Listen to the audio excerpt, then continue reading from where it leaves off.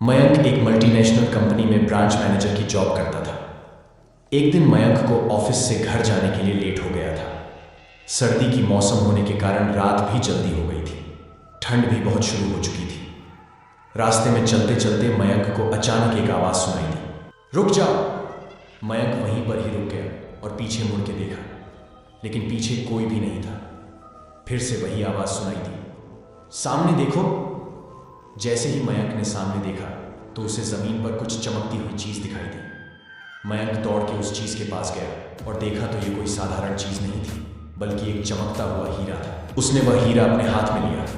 उसकी चमक देखकर मयंक की खुशी का पार न रहा। लेकिन मयंक को कहाँ पता था ये कोई साधारण है या नहीं, बल्कि एक मायावी हीरा है। अचानक उस हीरे में से आवाज़ आई, अगर तुम्हें और हीरे चाहिए तो इस ज़मीन को खोदो। इस ज़मीन के नीचे बहुत सारे हीरे हैं।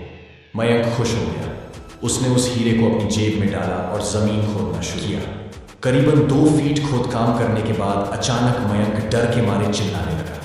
इसके कारण उसका संतुलन खो गया और ज़मीन पर गिर पड़ा, क्योंकि उस गड्ढे में से हीरे मोती नहीं, बल्कि किसी इंसान का कटा हुआ सर मिला। अचानक वह सर हवा में उड़ने लगा और बोला, डरो मत, मैं तुम्हें कोई हानि नहीं पहुंचाऊंगा। तुम्हें बहुत सारे हीरे जवेरात भी दूंगा। बस मेरी बात ध्यान से सुनो। मैं जहां जाता हूं वहां मेरे पीछे आओ।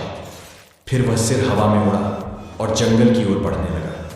करीबन 1 किलोमीटर चलने के बाद वह सिर रुक गया। मयंक भी रुक गया। फिर उस सिर ने मयंक से कहा, इस जमीन के भीतर बहुत सारे हीरे मोती जवाहरात छुपे हुए हैं।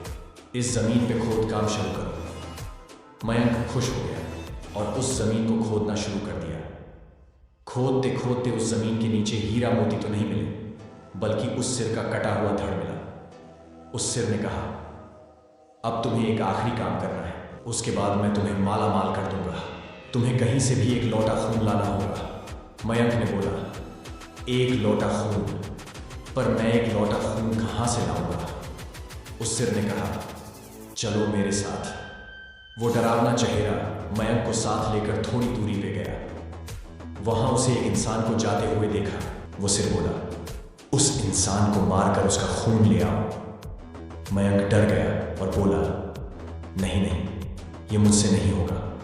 मैं यह नहीं कर सकता। अगर तुमने यह काम नहीं किया तो मैं तुझे बहुत बड़ी मुसीबत में डाल दूंगा। फिर तुम्हारी पूरी जिंदगी नर्क बन जाएगी। मयंक ने हाथ जोड़कर उसे कहा, मुझे माफ कर दो। अगर मैंने उसे मार तो मुझे पुलिस गिरफ्तार कर देगी और मुझे जेल जाना पड़ेगा।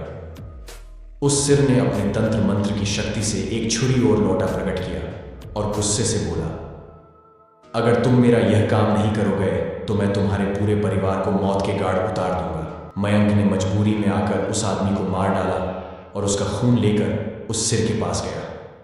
वो सिर खून को देखकर बहुत खुश हुआ और बोला, यह खून मेरे शरीर पे डाल दे। उस सिर के कहने पर मयंक ने खून को उसके शरीर पे डाल दिया। फिर कुछ ही देर में वो कटा हुआ सिर उस शरीर पे जुड़ गया। यह सब देखकर मयंक की हालत अब खराब होने लगी। वो उस भूत को देखकर काफी डर गया।